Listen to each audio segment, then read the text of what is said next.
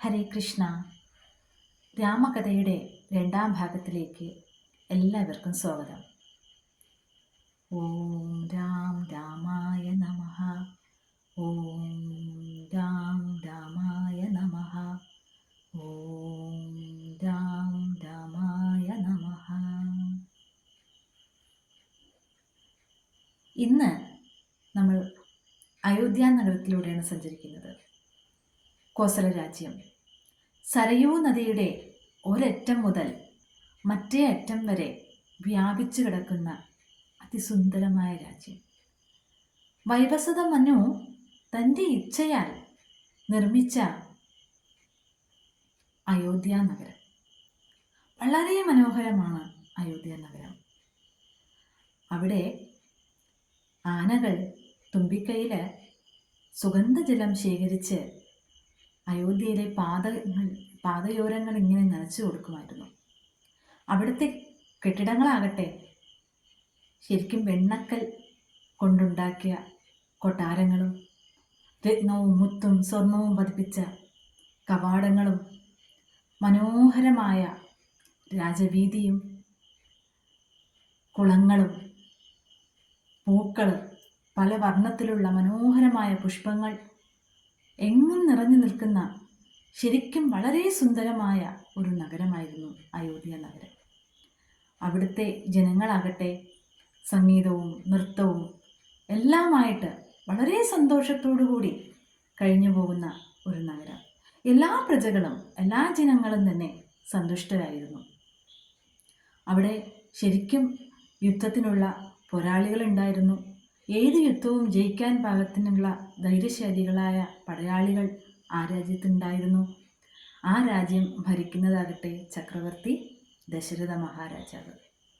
ദശരഥ മഹാരാജാവിൻ്റെ ഭരണത്തിൽ എല്ലാ പ്രജകളും സന്തുഷ്ടരായിരുന്നു. എല്ലാ പേർക്കും തുല്യമായൊരു സ്ഥാനം നൽകിക്കൊണ്ടാണ് അദ്ദേഹം രാജ്യം ഭരിച്ചിരുന്നത്. ശൂദ്രരായിക്കോട്ടെ, വൈശ്യരായിക്കോട്ടെ, ബ്രാഹ്മണരായിക്കോട്ടെ, ക്ഷത്രിയരായിക്കോട്ടെ, എല്ലാവരും അവരവരുടെ കർമ്മങ്ങൾ സന്തോഷമായി ചെയ്തു പോന്നിരുന്നു. അവിടെ ചതിയും വഞ്ചനയും ഒന്നും തന്നെ ഉണ്ടായിരുന്നില്ല. എല്ലാവരും ഈശ്വര വിശ്വാസികളായിരുന്നു. അതുകൊണ്ട് തന്നെ കീർത്തനങ്ങളും ഭഗവത് സ്മരണകളുമായിട്ട് എല്ലാവരും വളരെ സന്തോഷപൂർവ്വം കഴിഞ്ഞു പോകുന്നൊരു നാടായിരുന്നു അയോധ്യ. പക്ഷേ എന്തൊക്കെ തന്നെ ആയിരുന്നാലും പ്രജകളെല്ലാവരും സന്തുഷ്ടരാണെങ്കിൽ പോലും അവിടുത്തെ രാജാവ് അത്ര സന്തുഷ്ടനൊന്നും അല്ലായിരുന്നു. അദ്ദേഹത്തിന് ദുഃഖമുണ്ടായിരുന്നു. പുത്രന്മാരാരും ഇല്ലാത്തതിൻ്റെ ദുഃഖം.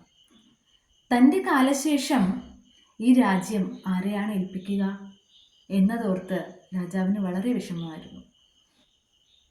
ഒരുപാട് യജ്ഞങ്ങളും ഹോമങ്ങളും ഒക്കെ നടത്തിയെങ്കിലും ഒന്നിനും ഒരു ഫലവും കണ്ടില്ല. ഒടുവിൽ അദ്ദേഹം ഒരു കാര്യം തീരുമാനിച്ചു. ഒരു അശ്വമേധയാഗം നടത്തിയാലോ എന്ന്. അത് കൊട്ടാരത്തിലെ ബ്രാഹ്മണരോടുകൂടി എല്ലാവരോടും കൂടി ആലോചിച്ചപ്പോൾ എല്ലാവർക്കും അത് സമ്മതമായിരുന്നു. തൻ്റെ മന്ത്രിയോട് അതിനു വേണ്ട ഒരുക്കങ്ങളെല്ലാം ചെയ്യാൻ പറഞ്ഞു. മന്ത്രി സുമന്ത്രരായിട്ടെ അദ്ദേഹം അപ്പോഴാണ് ഒരു ആശയം മുന്നോട്ട് വെച്ചത്. അശ്വമേധയാഗത്തിന് പങ്കെടുക്കാൻ വരുന്നതിൽ ഒരു പ്രമുഖനായ ആളുണ്ടായിരിക്കണം.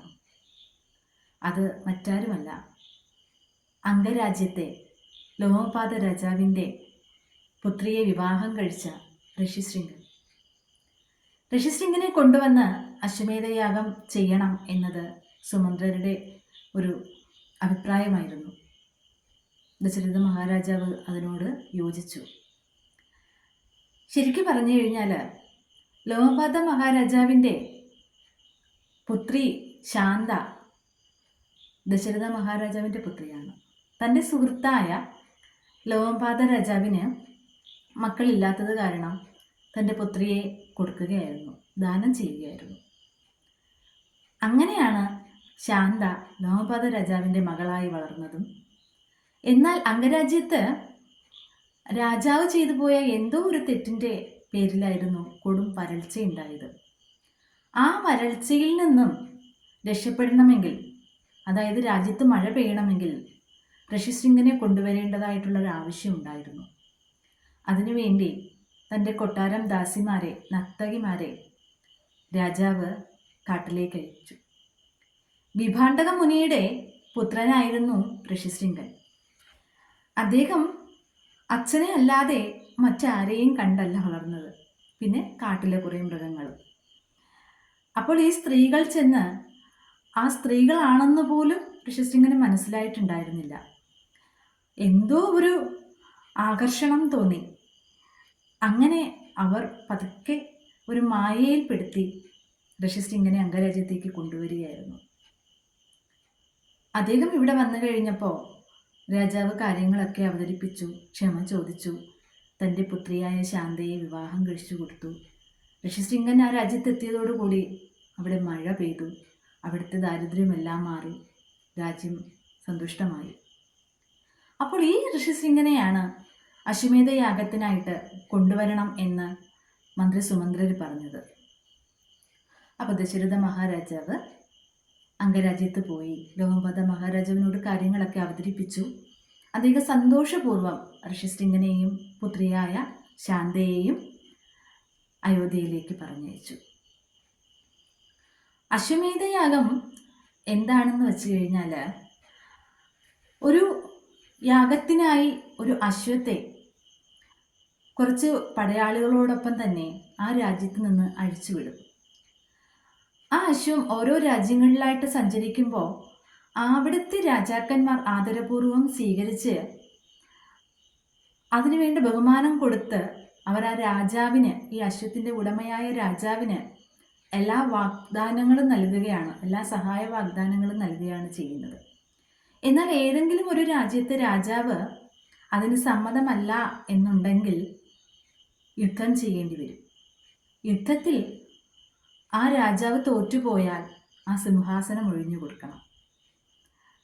അങ്ങനെയാണ് അശ്വമേധ യാഗത്തിനായിട്ട് കുതിരയെ അഴിച്ചുവിട്ടത്. രാജ്യങ്ങളെല്ലാം സഞ്ചരിച്ച് വിജയപൂർവ്വം തന്നെയാണ് ആ അശ്വം മടങ്ങി വന്നത്. അങ്ങനെ അശ്വമേധ യാഗത്തിൽ ആ യാഗത്തിൻ്റെ അഗ്നിയിൽ കുതിരയെ സമർപ്പിക്കണം. പക്ഷേ വേദങ്ങളും മന്ത്രങ്ങളും കൊണ്ട് അതിന് മുക്തി നൽകുകയാണ് ചെയ്യുന്നത്. അങ്ങനെ അശ്വമേധ യാഗം നടത്തി. അശ്വമേധ യാഗം നടത്തി കഴിഞ്ഞപ്പോഴാണ് ഋഷിശൃംഗൻ്റെ മറ്റൊരു അഭിപ്രായം കൂടെ വന്നത്. ഇത് മാത്രം പോരാ, അല്ലയോ രാജാവേ, അങ്ങ് പുത്രകാമേഷ്ടി യാഗം കൂടെ അനുഷ്ഠിക്കേണ്ടതായിട്ടുണ്ട്. അങ്ങേക്ക് 4 പുത്രന്മാരുണ്ടാകും എന്നത് സുനിശ്ചിതമായ കാര്യമാണ്. പക്ഷേ പുത്രകാമേഷ്ടി യാഗം കൂടെ അനുഷ്ഠിക്കുന്നത് നല്ലതാണ്. ഇത് കേട്ടപ്പോഴാണ് ദശരഥ മഹാരാജാവ് പുത്രകാമേഷ്ടി യാഗം അനുഷ്ഠിക്കാൻ തീരുമാനിക്കുന്നത്. എന്നാൽ ഇതേ സമയം അങ്ങ് ദേവലോകത്ത് ദേവേന്ദ്രൻ ഭൂമിയിലെ രാവണന്റെ ചെയ്തികളെ കാരണം ഒരു തരത്തിലും ജീവിക്കാൻ കഴിയുന്നില്ല എന്ന ഒരു സങ്കടവുമായി ബ്രഹ്മദേവന്റെ അടുക്കലേക്ക് എത്തുകയാണ്. അപ്പോൾ ബ്രഹ്മദേവനും അത് കേട്ടപ്പോൾ ആകെ വിഷമമായി. അപ്പോൾ അദ്ദേഹം പറഞ്ഞു, മനുഷ്യനെ കൊണ്ട് മാത്രമേ മരണം വരിക്കാതിരിക്കാനുള്ള വരം ചോദിച്ചിട്ടില്ല. മനുഷ്യനാൽ തനിക്ക് മരണം സംഭവിക്കരുത് എന്നൊരു വരം മാത്രമാണ് രാവണൻ ചോദിക്കാതിരുന്നത്. അതായത് ഒരു മനുഷ്യന് മാത്രമേ രാവണനെ വധിക്കാൻ കഴിയുകയുള്ളൂ. ബാക്കി എല്ലാ വരങ്ങളും രാവണൻ ചോദിച്ചു വാങ്ങിക്കഴിഞ്ഞിരുന്നു. അപ്പോൾ ഒരു മനുഷ്യന് മാത്രമേ രാവണനെ വധിക്കാൻ കഴിയുകയുള്ളെങ്കിൽ അത്രയും ബലവാനായ സമർത്ഥനായ ഒരു മനുഷ്യനായിരിക്കണം. അതിനായി നമ്മൾ സമീപിക്കേണ്ടത് മറ്റാരെയുമല്ല, ഭഗവാൻ മഹാവിഷ്ണുവിൻ്റെ അടുത്തിലെയാണ്. അങ്ങനെ ദേവന്മാരും ബ്രഹ്മദേവനും എല്ലാവരും മഹാവിഷ്ണുവിനെ പോയി കണ്ടു, സങ്കടം പറഞ്ഞു. മഹാവിഷ്ണു പറഞ്ഞു, വിഷമിക്കേണ്ട, ഞാൻ ഉടനെ അവതരിക്കുന്നുണ്ട്. ദശരഥ മഹാരാജാവിന് പുത്രന്മാരില്ലാത്ത ദുഃഖമുണ്ട്. അദ്ദേഹം പുത്രകാമേഷ്ടി യാഗം അനുഷ്ഠിക്കാൻ പോവുകയാണ്. എന്തായാലും എൻ്റെ അവതാരം അവിടെ തന്നെയായിരിക്കും. അങ്ങനെ പുത്രകാമേഷ്ടി യാഗം നടക്കുമ്പോൾ ആ യാഗത്തിൻ്റെ അവസാനം ഒരു കുടം പായസവുമായി വിഷ്ണുദൂതൻ എത്തുകയാണ്. അപ്പോൾ അദ്ദേഹം ആ പായസത്തിൻ്റെ രാജാവിന് സമർപ്പിച്ചു. എന്നിട്ട് പറഞ്ഞു, നിങ്ങൾ അശ്വമേധ യാഗവും പുത്രകാമേഷ്ടി യാഗവും അനുഷ്ഠിച്ചതിൻ്റെ ഫലമാണിത്. ഇത് പത്നിമാരെ കൊടുത്താലും ദശരഥ മഹാരാജാവിന് വളരെ സന്തോഷമായി. അദ്ദേഹം തൻ്റെ 3 പത്നിമാരെയും വിളിച്ചു. കൗസല്യാദേവിക്ക് പകുതിയും, സുമിത്രയ്ക്ക് 1/4 ഭാഗവും, കൈകേയിക്ക് 8-1 ഭാഗവും നൽകി. ഒന്നും കൂടെ ചിന്തിച്ചു. 8-1 ഭാഗവും കൂടെ സുമിത്രയ്ക്ക് വീണ്ടും നൽകി. അങ്ങനെ പത്നിമാർ വളരെ സന്തുഷ്ടരായി. അവർക്കറിയാം ദൈവിക സന്താനങ്ങൾ ജനിക്കാൻ പോവുകയാണ് തങ്ങൾക്ക് എന്ന് ഓർത്തിട്ട് അവർക്ക് വളരെ സന്തോഷം തോന്നി. ഇതേ സമയം ബ്രഹ്മദേവൻ മറ്റു ദേവന്മാരെ വിളിച്ചു വരുത്തി. ഭഗവാൻ അവതാരമെടുക്കുകയാണ് ഭൂമിയിൽ. അപ്പോൾ ഭഗവാന് സഹായമായിട്ട് നിങ്ങളും സന്താനങ്ങളെ ഉൽപ്പാദിപ്പിക്കണം. ആ സന്താനങ്ങൾ ഭൂമിയിൽ ഭഗവാന് സഹായമായിട്ടുണ്ടായിരിക്കണം എന്ന് പറഞ്ഞു. അങ്ങനെ ഇന്ദ്രൻ ബാലിയെയും, സൂര്യൻ സുഗ്രീവനെയും, വായുദേവൻ ഹനുമാനെയും, വരുണൻ സുഷേണനെയും, വിശ്വകർമ്മ നളനെയും, ബൃഹസ്പതി താരനും ഒക്കെ പുത്രന്മാരായി ഉണ്ടായി. അവരെല്ലാവരും തന്നെ ഭൂമിയിലേക്ക് എത്തുകയുണ്ടായി ഭഗവാന് സഹായമായിട്ട്. അതുമാത്രമല്ല, 3 വിഭാഗങ്ങളിൽ കരടികൾ, വാനരന്മാർ, ഗോക്കളെപ്പോലെ വാല് നീണ്ട കുരങ്ങന്മാർ, ഇങ്ങനെയും കോടിക്കണക്കിന് മൃഗങ്ങൾ ഉണ്ടായി എന്നുള്ളതാണ്. എല്ലാം ദേവഗണങ്ങളിൽ നിന്നുണ്ടായതാണ്. ഭഗവാൻ അവതാരമെടുത്ത് ഭൂമിയിൽ വരുമ്പോൾ ഒരുപാട് പ്രതിസന്ധികൾ അഭിമുഖീകരിക്കേണ്ടി വരും. രാവണൻ എന്ന ദുഷ്ടനായ രാക്ഷസനെ കൊല്ലേണ്ടി വരും. അതിനൊക്കെ സഹായിക്കാനായിട്ട് ദേവഗണങ്ങളും ഒത്തുകൂടി. ദശരഥ മഹാരാജാവിൻ്റെ പത്നിമാർ 3 പേരും വളരെ സന്തോഷത്തോടുകൂടി അവരുടെ ഗർഭകാലം ആസ്വദിച്ചു കഴിയുകയാണ്. ആ രാജ്യത്തെങ്ങും ശുഭലക്ഷണങ്ങൾ മാത്രമായിരുന്നു കാണാൻ കഴിഞ്ഞിരുന്നത്. 12 മാസം കഴിഞ്ഞു. ചൈത്രമാസത്തിലെ 9ാമത്തെ ദിവസം കൗസല്യാദേവി ഒരു പുത്രന് ജന്മം നൽകി. ചുമന്ന നയനത്തോടും അധരത്തോടും എല്ലാ ശുഭലക്ഷണങ്ങളുടെയും ചിഹ്നങ്ങളോടും കൂടി ആ പുത്രൻ മഹാവിഷ്ണുവിൻ്റെ പൂർണ്ണാവതാരമായ ശ്രീരാമചന്ദ്രപ്രഭു ഭൂമിയിൽ അവതാരമെടുത്തു. അത് കഴിഞ്ഞ് കൈകേയി പുത്രന് ജന്മം നൽകി. അത് കഴിഞ്ഞ് 2 ദിവസം കഴിഞ്ഞപ്പോൾ സുമിത്രാദേവിയും ഇരട്ട കുഞ്ഞുങ്ങൾക്ക് ജന്മം നൽകി. അങ്ങനെ 4 പുത്രന്മാർ. ആ അമ്മമാർക്ക് സന്തോഷം സഹിക്കാനായില്ല. രാജാവ് സന്തോഷം കൊണ്ട് തൻ്റെ പ്രജകൾക്കും കൊട്ടാരവാസികൾക്ക് എല്ലാവർക്കും ദാനധർമാദികളെല്ലാം വാരിക്കോരി ചൊരിഞ്ഞു കൊടുക്കുകയായിരുന്നു. അത്രയ്ക്ക് സന്തോഷം. അങ്ങനെ അവിടെ ആകെ ആ അയോധ്യ നഗരം ആകെ സന്തോഷമുഖരിതമായിരുന്നു. കുഞ്ഞുങ്ങളെ എല്ലാവരും മാറി മാറിയെടുത്തു. വല്ലാത്ത ഒരു സന്തോഷത്തിൽ ഇങ്ങനെ മതിമറന്നിരിക്കുകയായിരുന്നു അവർ.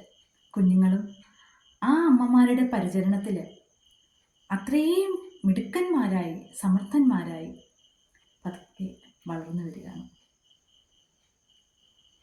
ഇതിൻ്റെ ബാക്കി അടുത്ത ദിവസം. ഹരേ കൃഷ്ണ, ജയ് ശ്രീരാം.